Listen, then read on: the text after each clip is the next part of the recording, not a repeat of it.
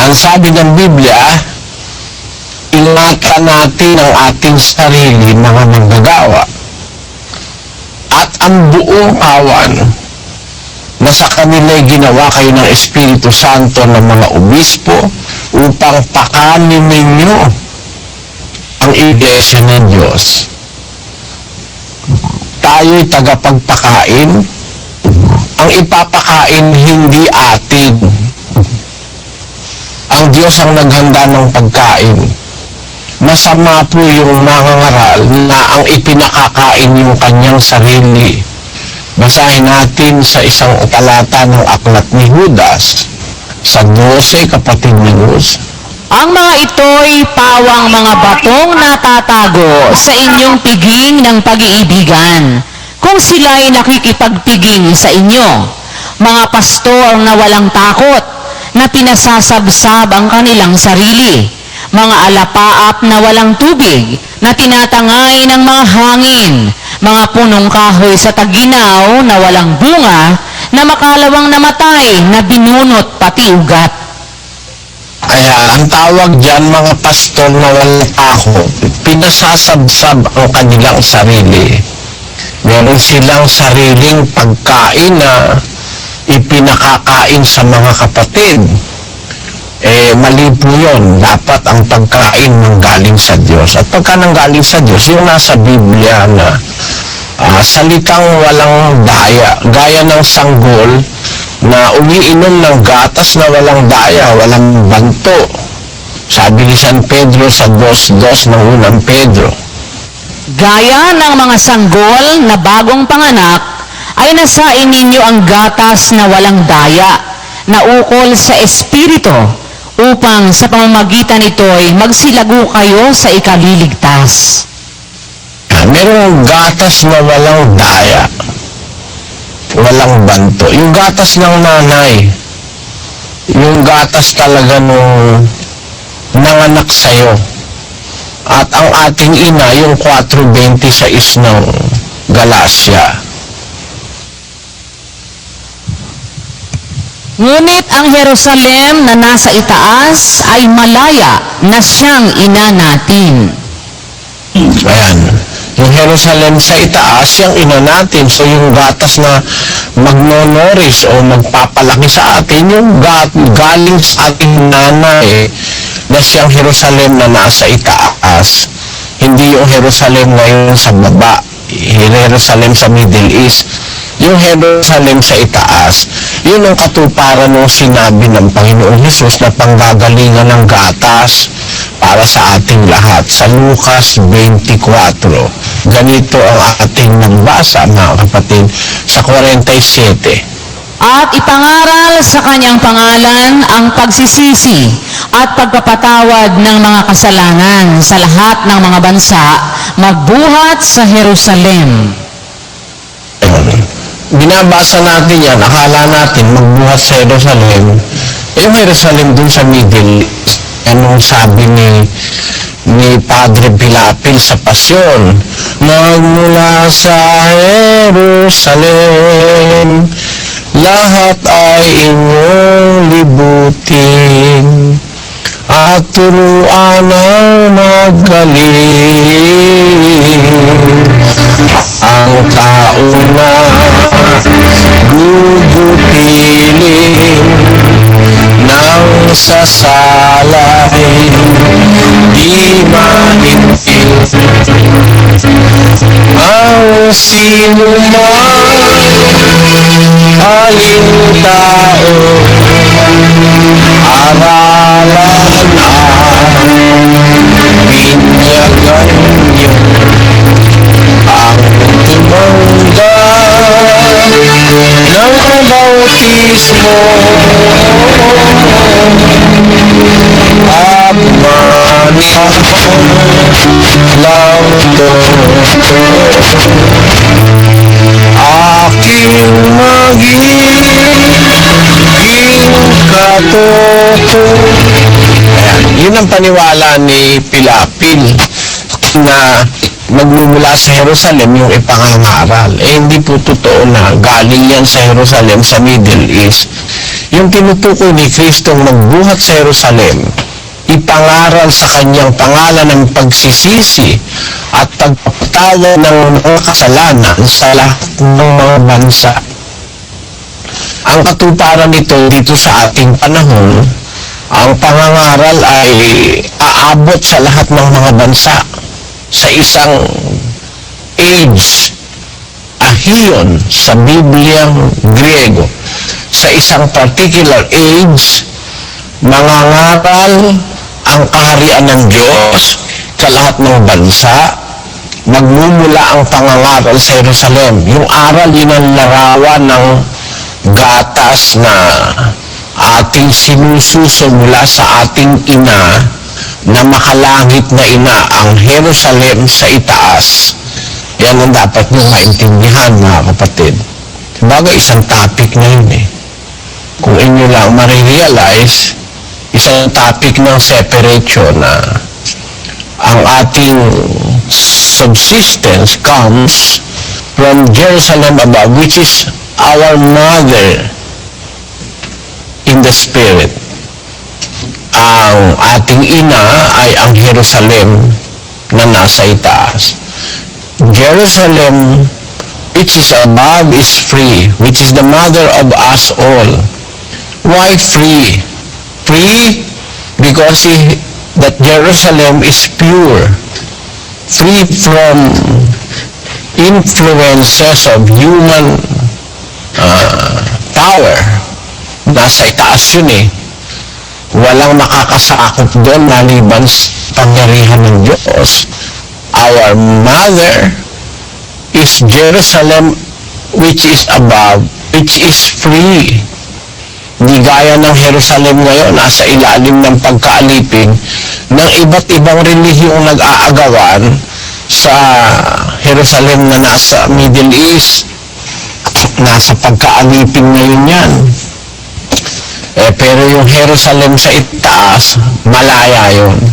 Kaya ang gatas na isinusupply nun ay wala ring polusyon. Gatas na walang dayang, sabi ni Pablo o ni Pedro.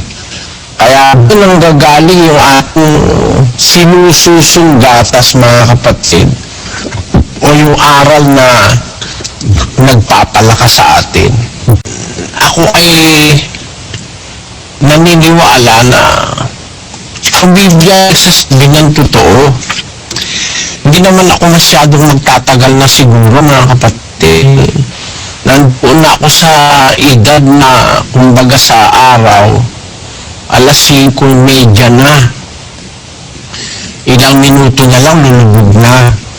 Nagmamadali ako dahil gusto kong ako mismo sana ang makapagbalita sa ating mga kababayan, sa ating mga kapwa-tao sa iba-ibang bansa, no kadakilaan ng Diyos na aking nasumpungan sa Biblia. Alam ko na maraming nag-a-underestimate sa akin. Alam ko naman na ako'y walang mataas na pinag-aralan. Maraming humahamak sa akin at maraming nagpipilit na ako'y maibagsak sa maraming paraan. Merong mga iba-ibang paraan ng buhay sa mundo. May nabubuhay para asawa, may nabubuhay para sa anak, may nabubuhay para sa mahal, may nabubuhay para sa kung ano-anong mga dahilan. Pero may nabubuhay para naniniwala ako na may buhay na para sa Diyos. It is the best way to live our lives.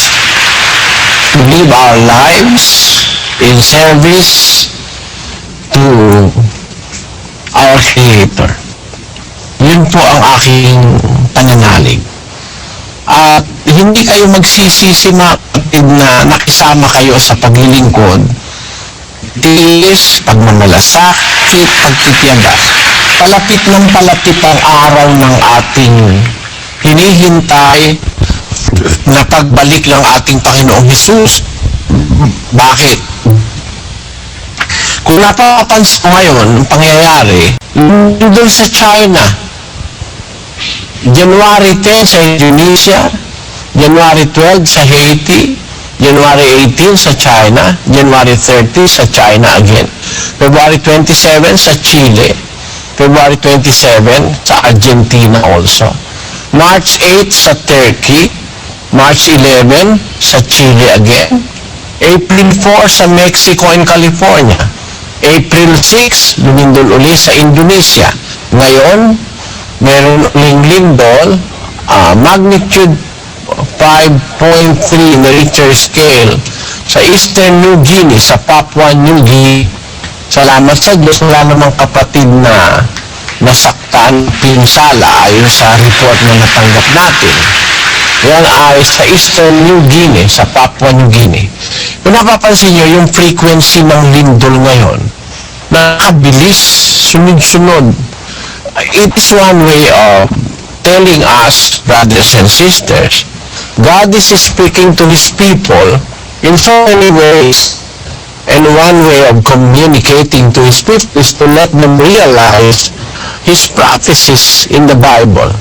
And one of the prophecies that were given by the Lord Jesus Christ in Matthew chapter 24 verse 7, nation shall rise against nation and kingdom against kingdoms. There shall be famines and pestilences and earthquakes in diverse places. And all of these are the beginning of sorrows, according to the Bible. So, sorrow has begun. These earthquakes will be accompanied by famines and pestilences in diverse places. Let us be cautious and let us be aware of what is happening, brothers and sisters, because this is one way of God telling us that He's speaking the truth. He tells us the truth before it happens, and that is recorded in the book of John chapter 13 verse 19, Sister Luz. Now I tell you before it come, that when it is come to pass, ye may believe that I am He. I tell you before it comes. Sinasabi ko bago pa mangyari. Upang pagka nangyari, kayo magsisampalataya na ako nga. Merong intensyon ng Diyos para makakreate sa atin ng pananampalataya. Hindi takot. Kung halimbawa nakikita natin nagaganap yung salita ng Diyos, hindi tayo dapat matakot, mga kapatid. Yun ay dapat sumampalataya tayong lalo na ang totoo ang sinasabi ng Diyos. Kahit ano pa sabihin ng iba, kahit ano pang paninira ang sabihin nila, meron tayong pinaniniwala ang higit sa kahit kanino. Ang Diyos na nagsabi ng katotohanan na ating mararatnan sa mundo bago pa tayo pinanganak, sinabi na yan, para tayo magtiwala na meron talagang Diyos na dapat nating pagpasakupan, mga kapatid, at kilalanin sa buhay. Hindi kayo magsisisi. This is the best investment that you have done in your life. I tell you, not ever doubt the truthfulness of God's declarations in the Bible, and you will not repent in the end. You will not cry. You will not be sorrowful. You will jump with joy, according to the Lord Jesus Christ in the book of Luke chapter 6. You will jump with joy in heaven. Great is your reward in heaven. Rejoice in that day and leap for joy. Leap for joy. Jump for joy. For behold, your reward is great in heaven. Luke 6:23. Meaning, you will not regret that you have joined the Church of God International. After all, scientifically and biblically speaking, you have the choice of which church to join. And joining the Church of God can be the wisest choice you have in life. Because we have laid before you all the foundations of the faith of this group, and there is none other group with such foundation that cannot be moved by every force of the devil. As the Israelites have said during the time of Moses in the book of Deuteronomy, mayroong sinabi doon na walang gaya ninyo. Let us read. Sis Luz, pakibasa mo yung 4 ng Deuteronomy, versikulo 6. Ito po, Deuteronomy. Ingatan nga ninyo at inyong isagawa, sapagkat ito ang inyong karunungan at ang inyong kaalaman sa paningin ng mga tao, na makakarinig ng mga palatuntunang ito at magsasabi, tunay na ang dakilang bansang ito ay isang pantas at maalang na bayan. Sapagkat 7. anong dakilang bansa nga ang may Diyos na napakalapit sa kanila, na gaya ng Panginoon nating Diyos, kailanman tayo'y tumawag sa Kanya. Anong dakilang bansa nga ang mayroong Diyos na napakalapit sa kanila? Meron pa isa. Anong dakilang bansa nga ang gaya ng, anong dakilang karunungan, sabi niya? At anong bansa, 4:7. At anong dakilang bansa nga ang may mga palatuntunan at mga kahatulang napakatuwid, na gaya ng buong kautosang ito na aking inilalagda sa harap ninyo sa araw na ito. Anong dakilang bansa ang may mga palatuntunan at kahatulang napakatuwid, gaya ng buong kautosang ito? Meron ba kayong makikitang iglesia o relihiyon na nagtuturo ng buong buo ng karunungan at ng kaalamang ukol sa Diyos, mga kapatid? Di kayo na ang makakasaksi. Hindi naman kailangan manggagalaiti pa ako para patunayan sa inyo yan eh. Kayo naman ang saksi dyan eh. Tanungin mo nga sila, kapatid. Kayo po mga kapatid, saksi po ba kayo na talagang walang kapareho ang ating aral na naririnig? Gaya ng sinasabi sa Biblia, anong bansa nga ang may napakatuwid na kahatulan na kagaya nitong ating sinusunod na itinuro sa atin? Meron ba kapareho ito mga kapatid? Sagot nga po tayo! Wala po, wala. Kagaya nung una. Kaya naman kayo makasasagot kasi galing naman kayo sa iba-ibang mga relihiyon, di ba? Opo, at totoo po yan. Napaka-authoritative po na makapagsalita mga kapatid at makasagot sa ganyan kasi sila nanggaling sa iba-ibang mga relihiyon na yan. Lahat halos ng relihiyon, pinanggalingan po ng mga kapatid natin.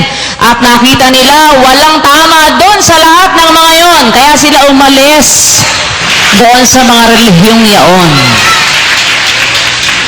At pati nga yung mga taga-ibang bansa, hindi naman Pilipino lang ang nagsasabi yan, Sis Luz eh.